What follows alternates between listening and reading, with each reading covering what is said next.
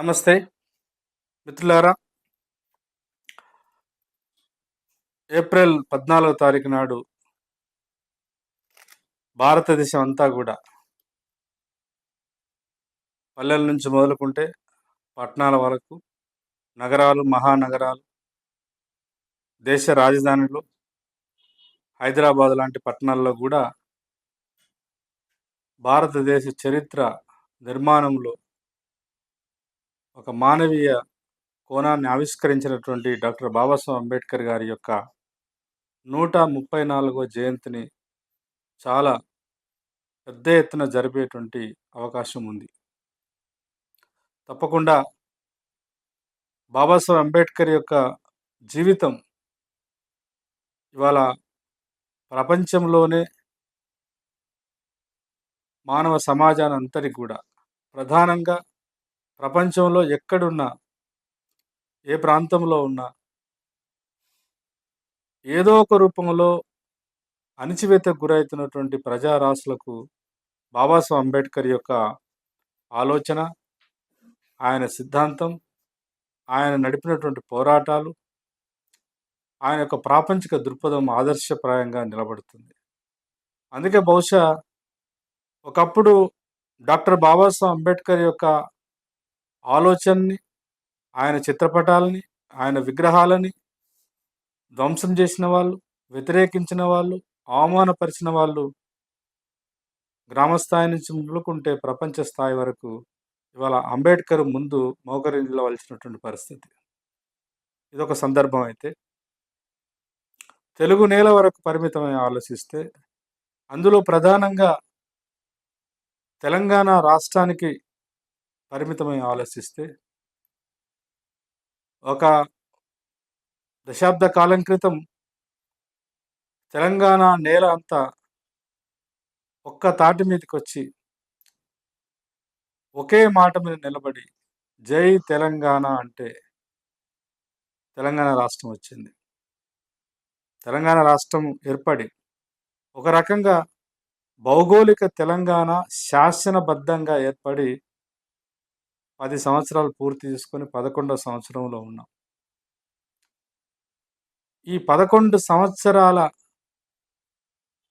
తెలంగాణ రాష్ట్రంలో అసలు తెలంగాణ రాష్ట్రం ఎందుకు అనే ప్రశ్న వేసుకొని 1952 నుంచి లేదా 1956 నుంచి పరిగణలోకి తీసుకున్న తెలంగాణ రాష్ట్రం ఒక ప్రత్యేక రాష్ట్రంగా ఉండవలసిన అవసరం ఏమిటి అనే ప్రశ్న ఆయా కాలాలలో తెలంగాణ ప్రాంతం నుంచి ఎదిగొచ్చినటువంటి బుద్ధిజీవులు, ఉద్యమకారులు, రాజకీయ నాయకులు వేసుకున్నప్పుడల్లా ఒకేసారి అన్ని అంశాలు కాకపోయినప్పటికీ ఒక్కొక్క సందర్భంలో ఒక్కొక్క అంశము ఆయా కాలాన్ని నిర్దేశించి ఉండవచ్చు కాక.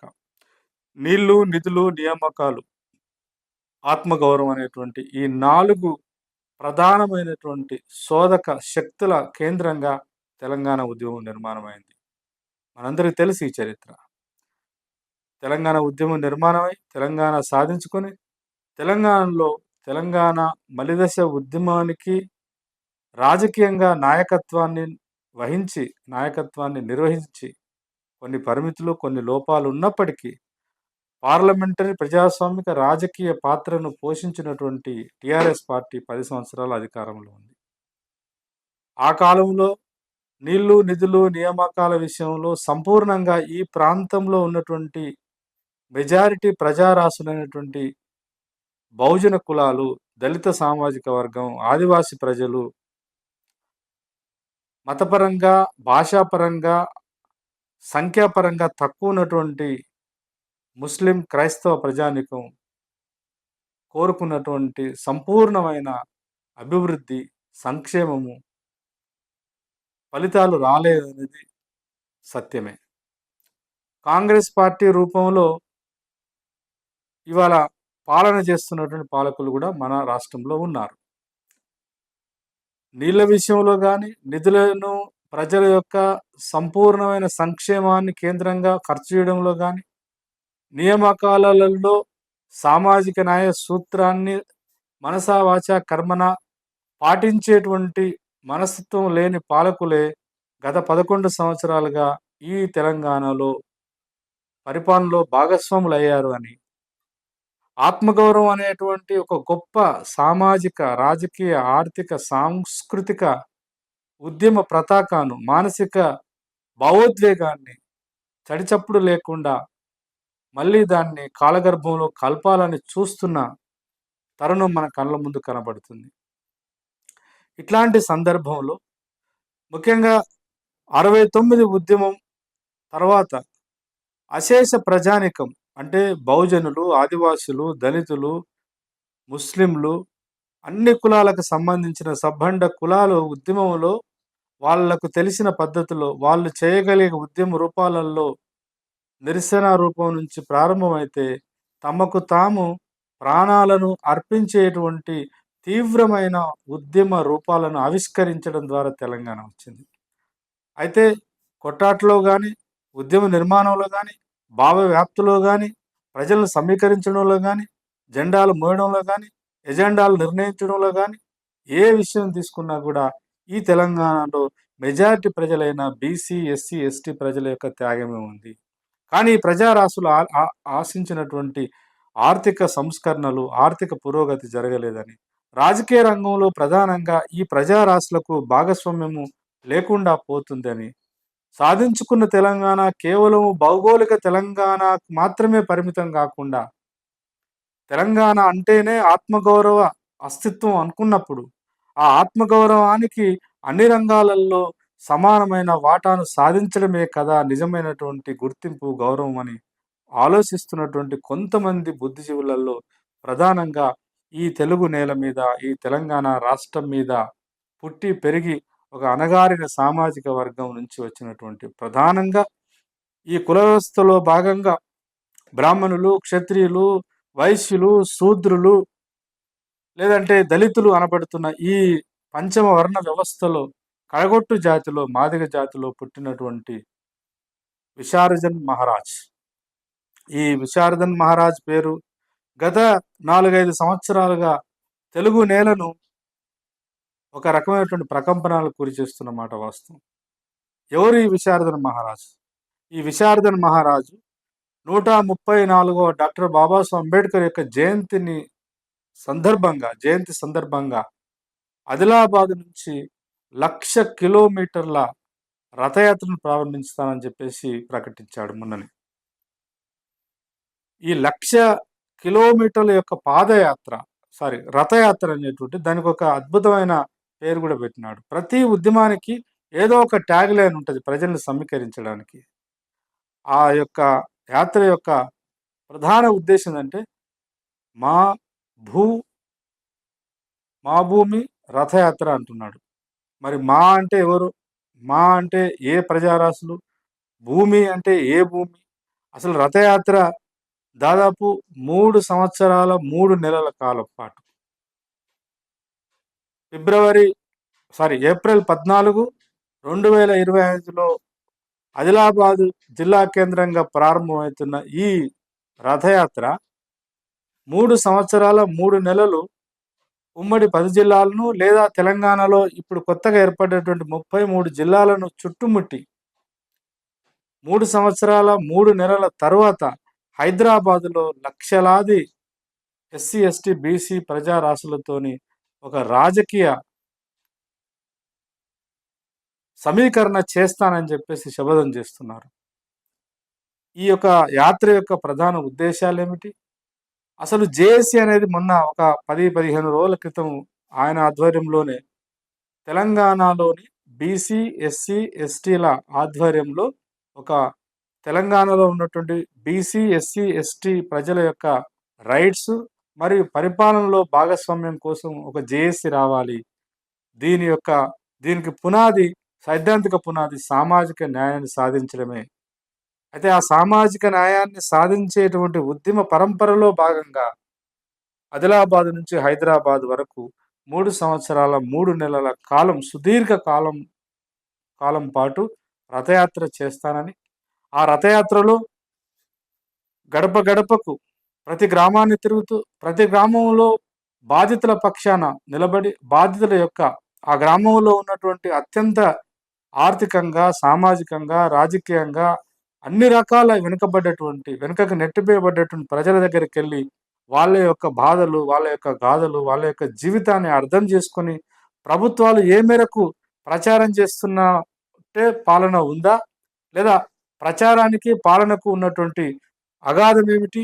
ప్రజల యొక్క మినిమమ్ సమస్యలు గూడా ప్రభుత్వ యంత్రాంగం పరిష్కరిస్తుందా లేదా?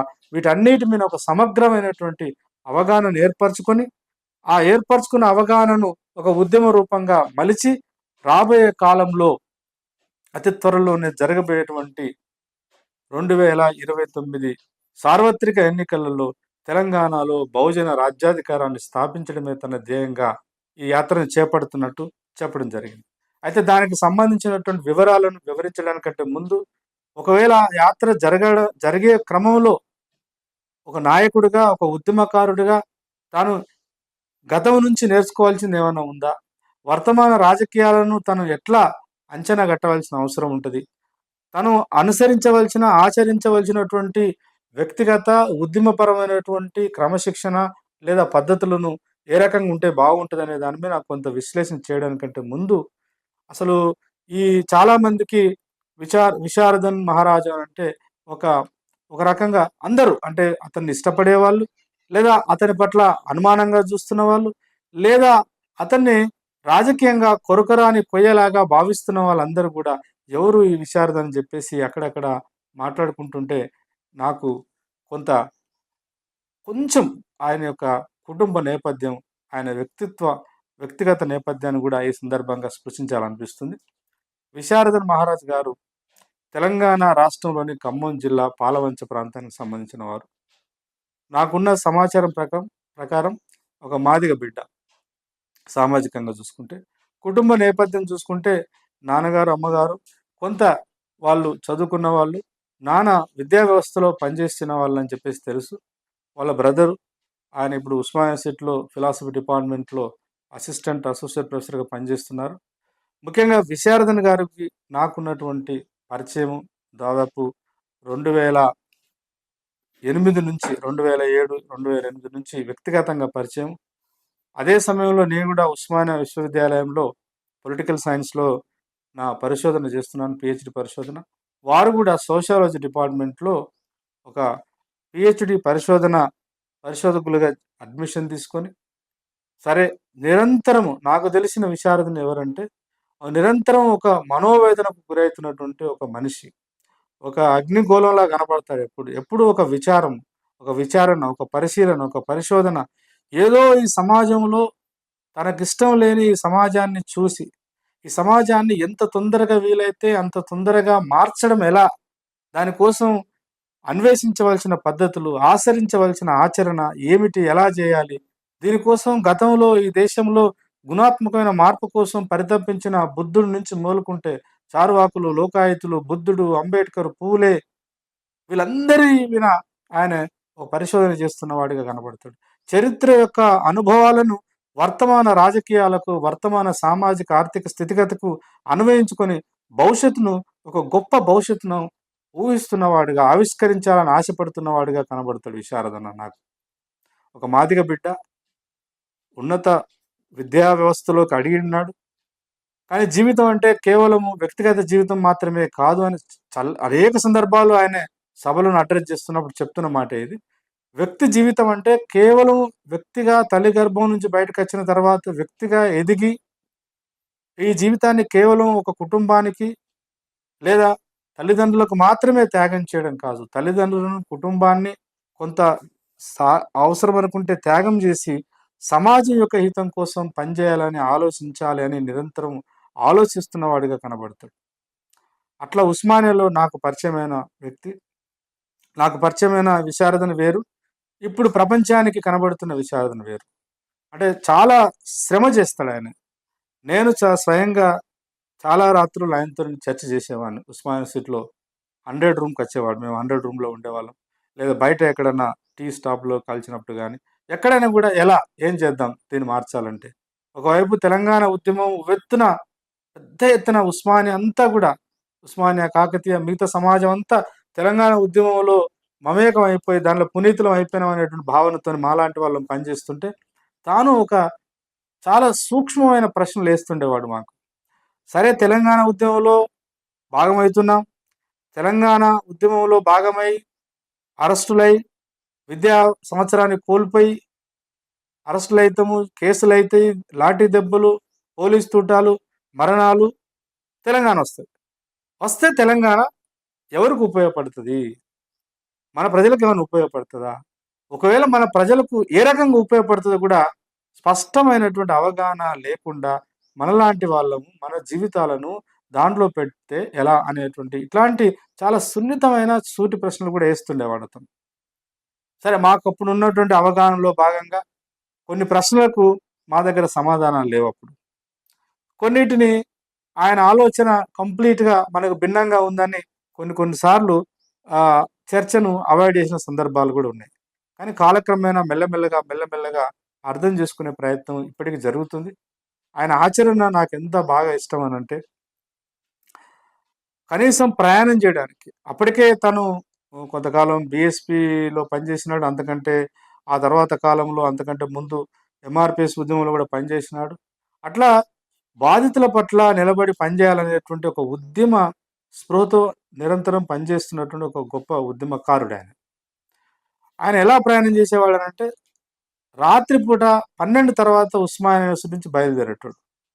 బయలుదేరి నడుచుకుంటా ఎళ్లి తార్నాకలో ఏదైనా లిఫ్టో లేదంటే అక్కడి నుంచి ఈ ఎల్బీ నగరు బస్ స్టాండ్ దాకా, ఉప్పల్ బస్ స్టాండ్ దాకా వచ్చేసి, అక్కడ లారీలెక్కిపోయేవాడు. ఖమ్మం అయినా, ఆదిలాబాద్ అయినా, నిజామాబాద్ అయినా ఎక్కడికి ప్రయాణం చేయాలంటే అక్కడికి. ఒకవేళ నిజామాబాద్, మెదక్ సైడు ఇటు సైడ్ అయితేనేమో సికింద్రాబాదు బస్ స్టాండ్ దగ్గరికెళ్ళి లారీలెక్కిపోయేవాడు.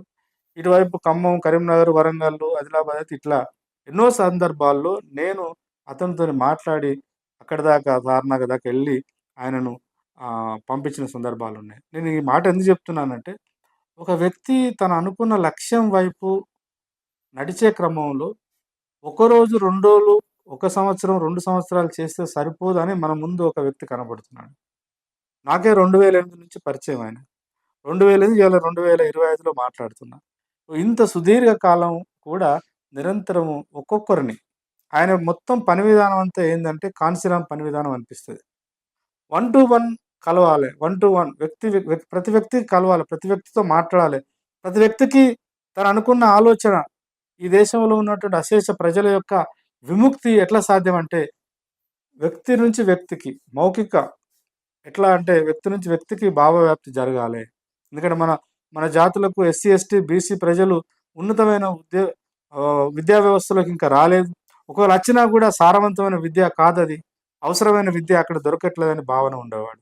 అట్లాంటి మనిషి ఇవాళ 2009, 2014 ఈ ఉద్యమం జరుగుతున్నప్పుడు కూడా మాతో ఉంటూనే మాకు చాలా క్రియాశీలకమైన ప్రశ్నలేస్తూనే తనకు వీలైన పద్ధతిలో తెలంగాణ ఉద్యమంని కొంత మాలాగా క్రియాశీలకంగా కోర్టులు, జైలు జీవితము, అరెస్టులు లేవు గానీ, మేము అరెస్ట్ అయ్యి పోలీస్ స్టేషన్‌లో, జైల్‌లో ఉంటే బాధపడేవాడు. ఫోను చేసి మాట్లాడేవాడు.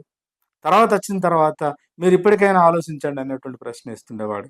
ఇది పక్కన పెడితే తర్వాత కాలంలో ఆయన డీఎస్‌పీ అని దళిత శక్తి ప్రోగ్రామ్ అని జెప్పేసి ఒక ఆర్గనైజేషన్ పెట్టినాడు. దానితోని ఏమైపోయిందంటే అప్పుడు రాష్ట్రంలో ఉన్నటువంటి ప్రత్యేకమైన పరిస్థితుల రీత్యా తను బలంగా నమ్మిందేంటంటే ఫస్ట్ తను పుట్టి పెరిగిన తనను తనను గౌరవించేటువంటి తను పుట్టి పెరిగిన మాదిగ జాతిని ఫస్ట్ ఆర్గనైజ్ చేద్దామని ప్రయత్నం చేసినాడు. దానిలో కొంత సఫలీకృతం గూడా అయినట్టుగా కనబడతది. దానికోసము ఇలా నేనిందాక చెప్పినట్టు నైట్ ప్రయాణాలు చేసేవాడు. బస్ ప్రయాణాలు, లారీ ప్రయాణాలు ఏది దొరికితే దాని మీద ప్రయాణం చేసి పోయి మీటింగ్‌లు అడ్రెస్ చేసి వచ్చేవాడు. తనే సొంతగా కరపత్రాలు రాసుకొని, కరపత్రాలు కొట్టించుకొని, వాటిని భుజాల మీద ఎత్తుకొని పోయిన రోజులు గూడా నేను చూసిన. అట్లా ఒక్కొక్క వ్యక్తిని 10 మందిని, 20 మందిని, 100 మందిని, 1000 మందిని ఇవాళ ఒక పెద్ద సైన్యాన్ని తయారు చేసినాడు తెలంగాణలో. అట్లా మాదిగ జాతిలో ఎదిగొచ్చినటువంటి బుద్ధిజీవులు, చదువుకున్న వాళ్ళు, ఉద్యోగస్తులు, రాజకీయ చైతన్యం ఉన్నటువంటి యువత తన వైపు నిలబడ్డది. అది తక్కువ శాతంలో కావచ్చు సంఖ్యాపరంగా. బట్ డెఫినిట్‌గా ఒక క్రమశిక్షణతో కూడుకున్నటువంటి, ఒక కమిట్మెంట్‌తో కూడుకున్నటువంటి, రాజకీయ పరిపక్వతతో కూడుకున్న సమూహం తనను ఇవాళ కాపాడుకుంటుంది. తనను మోస్తున్నట్టుగా కనబడుతుంది. అట్లాంటి ఒక విశారదుడు ఒక్క జాతిని సాంస్కృతికంగా చైతన్యం వైపు నడపడం కోసం ఒకసారి 5,000 కిలోమీటర్ల యాత్ర చేసిండు. మరోసారి 10,000 కిలోమీటర్ల యాత్ర చేశాను. పాదయాత్రలు ఇవన్నీ కూడా. నాకేం గుర్తొస్తాయంటే మేబీ ఈ వీడియో చూస్తున్న వాళ్ళకి కొంత అతిశయోక్తిగా కనబడవచ్చు కానీ, నాకున్న పరిమితమైన జ్ఞానంలో ఏ ఉద్యమంలో కూడా ఇన్ని వేల, ఇన్ని నెలల, ఇన్ని రోజులు పాదయాత్రలు చేసిన నాయకుడైతే నాకు కనబడలేదు. స్వాతంత్రోద్యమంలో బహుశా గాంధీ ఎక్కువ కాలము పాదయాత్ర చేసినట్టు చదువుకున్నాం. బహుశా చరిత్రలోకెళ్ళి చూస్తే ఒక బుద్ధుడి యొక్క అనుచరులు ఊరూరు తిరిగి బౌద్ధాన్ని, బుద్ధుడి యొక్క జ్ఞానాన్ని పంచినారు. మరి ఆధునిక కాలంలో స్వాతంత్రం వచ్చిన తర్వాత మళ్ళీ జయప్రకాష్ నారాయణ ఇట్లాంటి పాదయాత్రలు చేసినట్టు చదువుకున్నాం తప్ప, ఏ రాజకీయ నాయకుడు కూడా తను పెట్టినటువంటి సంస్థను, పార్టీని ప్రజల్లోకి తీసుకుపోవడం కోసము కాలినడకన నడిచి కొన్ని వేల కిలోమీటర్లు నడిచి మండలాలని, గ్రామాలని, జిల్లాలను కనెక్ట్ చేస్తూ తన ప్రజలను మమేకం చేసుకొని వాళ్ళలో ఒక భావోద్వేగాన్ని, నమ్మకాన్ని కలిగించి వాళ్ళని తన సైన్యంగా నిర్మించుకున్నటువంటి ఒక నూతన ప్రయోగం చేస్తున్నటువంటి నాయకుడిగా నాకు కనబడుతున్నాడు. అట్లాంటి నాయకుడు ఇవాళ మళ్ళొక్కసారి 10,000 కిలోమీటర్లు నడిచినప్పుడే ప్రపంచం అంతా అబ్బురపడ్డది, ఆశ్చర్యపడ్డది. ఇదేంటిది 10,000 కిలోమీటర్లు నడిచాడా అని చాలామంది చర్చించినారు. సరే, ఈ దేశమే కుల సమాజం, ఇంత గొప్ప విస్తృతమైనటువంటి ఒక గుణాత్మకమైన మార్పు కోసం పనిచేస్తున్న అన్ని వేల కిలోమీటర్లు నడిచినా కూడా ఈ యొక్క ప్రజా బాహుళ్యంలో ఉన్నటువంటి so called great media, main stream media పెద్దగా ఎక్కడ అతనికి ప్రచారాన్ని ఇవ్వలేదు. కాకపోతే సోషల్ మీడియా రావడం ద్వారా ప్రజలకు చేరవలసిన పద్ధతిలో చేరుతుంది. ఇదొక భాగం. అయితే అట్లాంటి విశారదన్ మహారాజ్ తర్వాత కాలంలో దాన్ని దళిత శక్తి ప్రోగ్రామ్ని దళిత శక్తి పార్టీగా మార్చినాడు. ఎన్నికలలో పాల్గొన్నారు, క్యాండిడేట్స్ని పెట్టినాడు, ఎవరు గెలవలేదు. కానీ తను అనుకున్నటువంటి భావజాలాన్ని ప్రచారం చేయడానికి అంది వచ్చిన ప్రతి అవకాశాన్ని వాడుకొని బలంగా తను వాదిస్తుందంటే ఇక చాలు, ఈ తెలంగాణలో కానీ ఈ దేశంలో కానీ ముఖ్యంగా తెలంగాణ మీద కాన్సన్ట్రేట్ చేసినట్టు కనబడుతుంది. ఇక చాలు, ఈ తెలంగాణలో అగ్రకులాలుగా, అగ్రవర్ణాలుగా చెప్పబడుతున్నటువంటి బ్రాహ్మణ, రెడ్డి, వెల్మ ఇత్యాది సామాజిక వర్గాల యొక్క పరిపాలన ఇక మాకు చాలు. రాజ్యాధికారంలో నిజమైన భాగస్వామ్యము అణగారిన వర్గాలైనటువంటి బీసీలకు, ఎస్సీలకు, ఎస్టీలకు రావాలని చెప్పేసి ప్రజలను అట్లా ఆలోచింప చేయడం కోసమే తను నిరంతరం ప్రయత్నం చేస్తున్నట్టుగా కనబడుతుంది. ఇవాళ డాక్టర్ బాబాసాహెబ్ అంబేద్కర్ గారి యొక్క 134వ జయంతి సందర్భంగా మూడోసారి మళ్ళీ 1,00,000 కిలోమీటర్ల మా భూమి రథయాత్ర పేరు మీద ఆదిలాబాద్ నుంచి హైదరాబాద్ వరకు తన ప్రయాణానికి సంసిద్ధతను వ్యక్తం చేసినారు. మొన్న సిద్ధమవుతున్నాడు. తప్పకుండా ఏప్రిల్ 14 నాడు ఇది ప్రారంభమవుతుంది. అయితే ఈ యొక్క యాత్ర యొక్క ప్రధాన ఉద్దేశాలు కూడా మొన్న ప్రెస్ మీట్ పెట్టి చెప్పడం జరిగింది. ఈ యాత్ర ఎవరి ఆధ్వర్యంలో జరుగుతుందో కూడా క్లారిటీ ఇచ్చినాడు. తెలంగాణ రైట్స్ మరియు రాజ్యాధికార సాధన SC, BC, SC, ST, JAC మరియు ధర్మ సమాజ్ పార్టీ ఆధ్వర్యంలో ఇవి రెండు సంయుక్తంగా కలిసి ప్రయాణం చేస్తాయని చెప్పేసి డిక్లేర్ చేయడం జరిగింది. నేను గతంలోనే ఒక వీడియో చేసినాను. ఈ తెలంగాణ రైట్స్, రాజ్యాధికార, బీసీ, ఎస్సీ, ఎస్టీ, జేఏసీ ఆవిర్భావం జరిగింది సుందర విజ్ఞాన భవన్లో. దాని సందర్భంగా కొన్ని వివరాలు వివరించినాను, మేము ముందుకు తీసుకొచ్చినాను. ఏప్రిల్ 14, 2025 నాడు ఈ యాత్ర ప్రారంభమై జూలై 11, 2028లో ఈ యాత్ర హైదరాబాద్లో ముగిస్తుందని, ఈ యాత్ర యొక్క ప్రధాన ఉద్దేశం ఏమిటి అని అంటే 1,00,000 కిలోమీటర్ల యాత్ర ఇది. మా భూమి రథయాత్ర తెలంగాణలో ఉన్నటువంటి ప్రజలకు సంబంధించినటువంటి భూమి సమస్యను మరొకసారి రాజకీయ ఎజెండాగా మలచడమే ఈ యాత్ర యొక్క ప్రధాన ఉద్దేశం. తరతరాలుగా ప్రకృతి ప్రసాదించినటువంటి ఈ భూమిని, ఈ నేల మానవ జాతికి ఉపయోగకరమైనటువంటి వ్యవసాయయోగ్యమైన భూమిగా మలచడంలో బీసీలు, ఎస్సీలు, ఎస్టీలు గుణాత్మకమైన, పరిణామాత్మకమైన పాత్ర పోషించినారు. పంటలు పండించడం, భూమిని చదును చేసినారు. కారడువుల్ని నరికి భూమిని చదును చేసి వ్యవసాయయోగ్యమైన భూమిగా మలిసిన తర్వాత ఆ భూమి మీద హక్కు వాళ్ళకు లేకుండా పోయింది. పాలకులు ఎవరైనా గతంలో కావచ్చు, ప్రస్తుతం కావచ్చు, భూమి మీద ఈ అశేష ప్రజానికానికి హక్కు లేదు. కాబట్టి మా భూమి రథయాత్ర, ఈ భూమి మాది, ఈ భూమి పుత్రులం, ఈ భూమిని పరిపాలించుకుంటాం, ఈ భూమిలో మా భాగస్వామ్యాన్ని చట్టబద్ధంగా, హక్కుగా, వాటాగా తీసుకునేటువంటి అవకాశాన్ని ఆవిష్కరిస్తామని చెప్పేసి ఒక రాజకీయ శపథంతోని యాత్ర ప్రారంభం అవుతుందని చెప్పేసి భావిస్తున్నాను. అందులో భాగంగానే ప్రజా సమస్యల పరిష్కారం కోసం, ప్రభుత్వంపై పోరాటం కోసం ఈ యాత్ర, ఈ 1,00,000 కిలోమీటర్ల యాత్ర యొక్క ముఖ్య ఉద్దేశం ప్రజా సమస్యలు ఉంటాయి.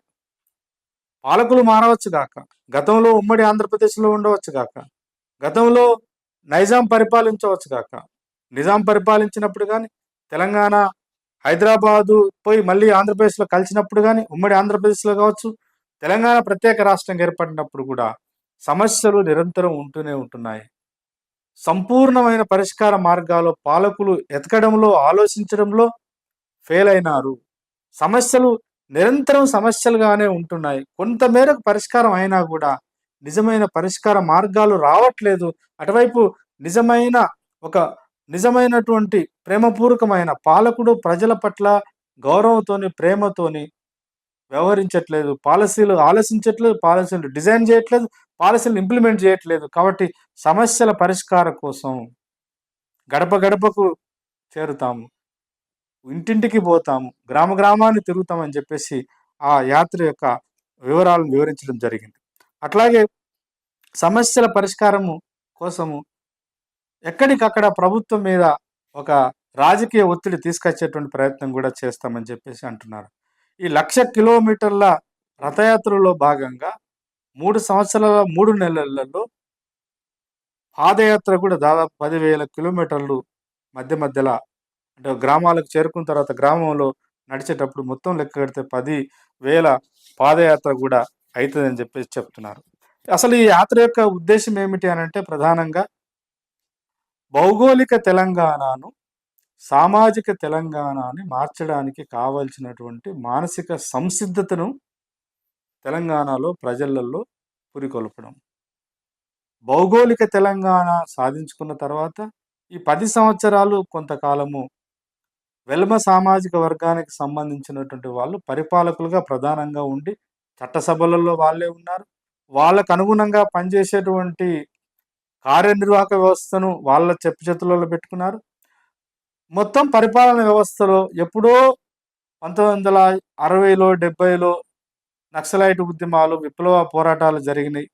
ఆ పోరాటాల వల్ల సాధించినటువంటి కాస్తో కూస్తో భూమో, విముక్తో లేదంటే ఆత్మగౌరవం మళ్ళీ ఈ వెలుమల పాలకులైన తర్వాత మళ్ళీ దొరరాజ్యం, భూస్వామ్యం ఇంకొక రూపంలో గ్రామాలని కబలించి వేసింది. దాన్ని విముక్తి చేయాలనేటువంటి ఒక ఆలోచన చాలా స్పష్టంగా వారు ఎప్పుడు చెప్తున్న మాట మీకు చెప్తున్నాను. అంతేకాకుండా వెలుమల యొక్క చేతిలో నుంచి మళ్ళీ పొలిటికల్ అంటే రాజకీయ అధికారము మళ్ళీ రెడ్ల చేతిలోకి, కాంగ్రెస్ పార్టీ రూపంలోకి వెళ్ళిందని.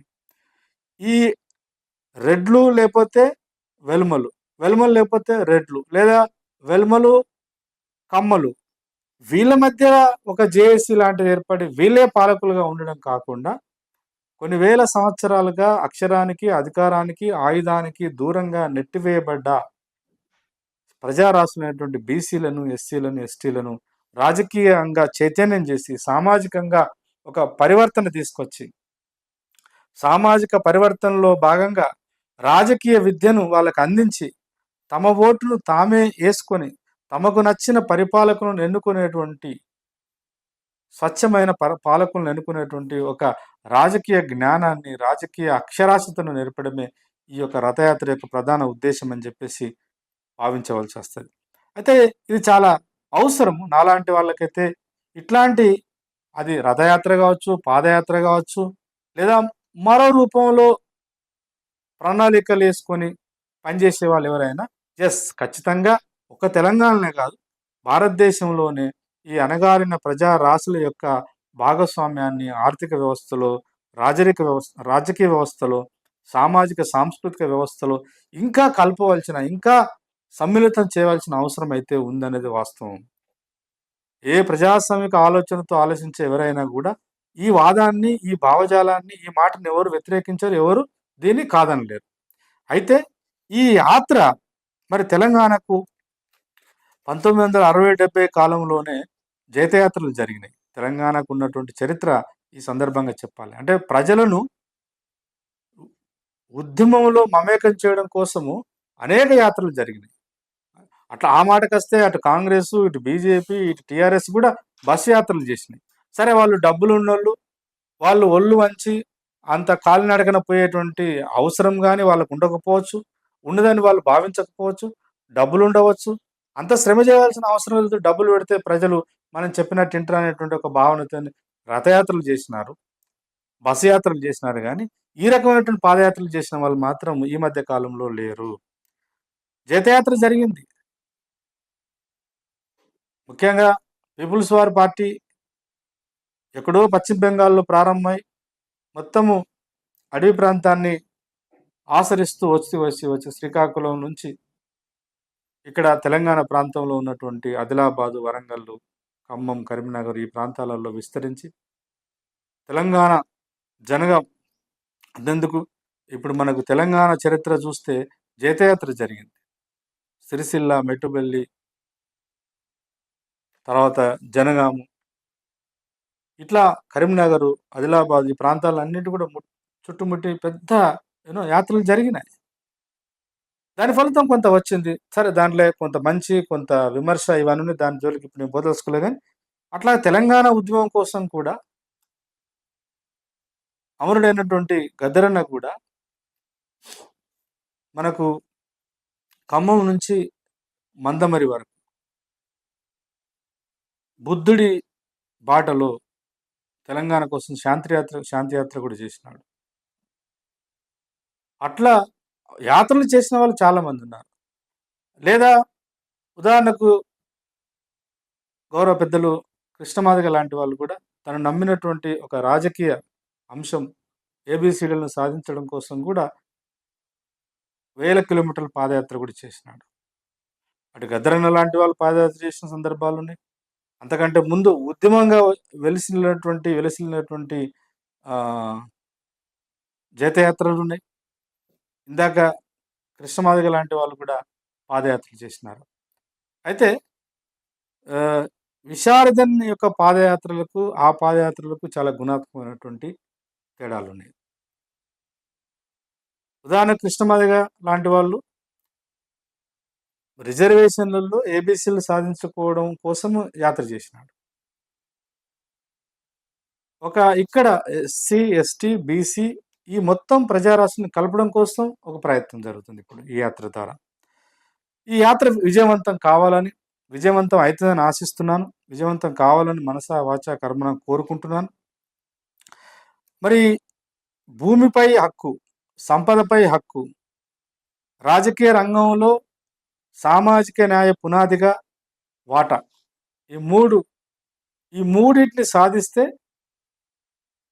దళితులు, ఆదివాసీలు, బహుజనులు, స్త్రీలు ఆత్మగౌరవంతో బతకడానికి ఆస్కారం ఉంటుందని, ఇట్లాంటి ఒక గొప్ప రాజకీయ లేదా సామాజిక ఆర్థిక లక్ష్యాలతోని ఈ రథయాత్ర ప్రారంభం కాబోతుంది. అయితే ఈ సందర్భంగా నేను విశారదన్ మహారాజు గారికి ఒక సోదరుడిగా, లేదంటే కొంత విద్యార్థి దశలో ఉన్నటువంటి ఉద్యమ అనుభవం, ఇప్పుడు ఒక ఉపాధ్యాయుడిగా ఉన్నా, నేను కొన్ని సూచనలు లేదా కొన్ని వివరాలు చెప్పదలుచుకున్నాను. ఒకటి, మరి జేఏసీ గతంలో దళిత శక్తి ప్రోగ్రాం రూపంలో ఒక మాదిగ జాతిని సంస్కరించడానికి లేదా దాన్ని ఉద్యమంలోకి తీసుకురావడం కోసం, రాజకీయ చైతన్య సమీకరణ కోసం పనిచేసినప్పుడు ఒక పద్ధతి. ఇవాళ బీసీలని, అన్ని ఎస్సీ కులాలని, ఎస్టీలని ఈ చరిత్రలో ఒక రకంగా అన్ని అవకాశాలను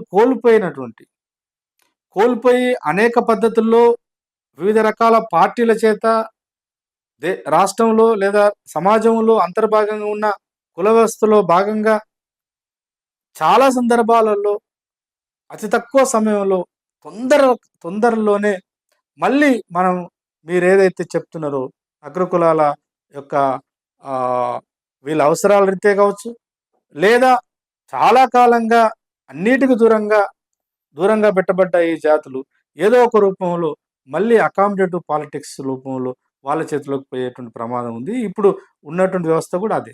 కాబట్టి అనుసరించవలసిన, పరిగణలోకి తీసుకురావాల్సినటువంటి అంశాలేమిటి ఈ యాత్రలో అంటే, భిన్న ఆలోచనల మధ్య ఒక సంపూర్ణమైన, సాధ్యమైనంత వరకు ఐక్యతను సాధించడం కూడా ఒక మౌలికమైన, ఒక పెద్ద ఛాలెంజ్ ఉంది ఈ యాత్ర ముందు.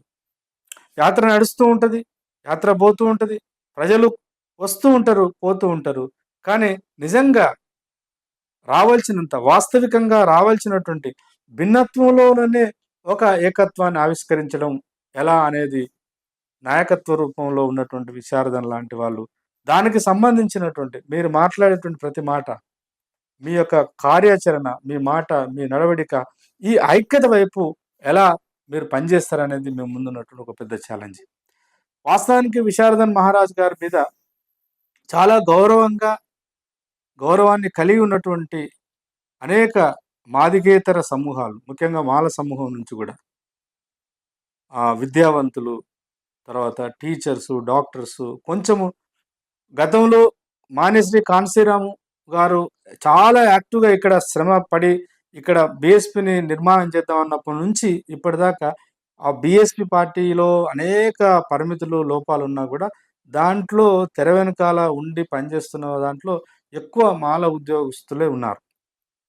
అయితే వాళ్ళు విశారదన్ గారి నుంచి ఆశిస్తున్నది ఏంటంటే, విశారదన్ మహారాజ్ యొక్క రాజకీయ పరిపక్వత, ఆచరణ, వాగ్దాటి, చరిస్మాటిక్ లీడర్‌షిప్ ఇవన్నీ కూడా భవిష్యత్తులో ఒక పెద్ద హోప్‌నిస్తున్నాయి. కానీ ఎంతసేపటికి మాదిగలు అంటేనే మరి రాజ్యాధికారం ఒక్క జాతిని పట్టుకొని రాజ్యాధికారం సాధించడం సాధ్యమేది కాదు గదా!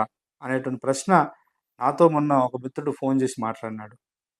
అట్లాగే చాలా సందర్భాల్లో మా విద్యార్థులు గూడా నేను పాఠశాలలో అంటే కళాశాలలో పాఠాలు చెప్తున్నప్పుడు కూడా బయట తర్వాత క్లాస్ రూమ్‌లో గూడా డిస్కషన్‌లో అడుగుతున్నారు. కాబట్టి ఈ సందర్భంగా నేను ఈ వీడియో ద్వారా వారికి లేదా వారితో కలిసి నడుస్తున్నటువంటి వాళ్ళందరూ ఆలోచించవలసిందేంటంటే, ఈ భిన్నమైన బీసీలకు, ఎస్సీల మధ్య, ఎస్సీలలో ఉన్నటువంటి వివిధ కులాల మధ్య ఉన్నటువంటి పొరపచ్చల్ని ఎట్లా అధిగమించడం ఎలాగానో కార్యాచరణ రూపొందించవలసిన అవసరం ఉంది. దళితులకు, ఆదివాసీలకు మధ్య, ఆదివాసీలలో మళ్ళీ ఆధిపత్య వర్గాలుగా ఉండబడేటువంటి కొంత ఎదిగొచ్చినటువంటి ఇప్పుడు ఉదాహరణకు బంజారా, లంబాడి వీళ్ళతో పోల్చుకుంటే మళ్ళా యానాదులు, చెంచులు కొంత భిన్నంగా ఉన్నారు.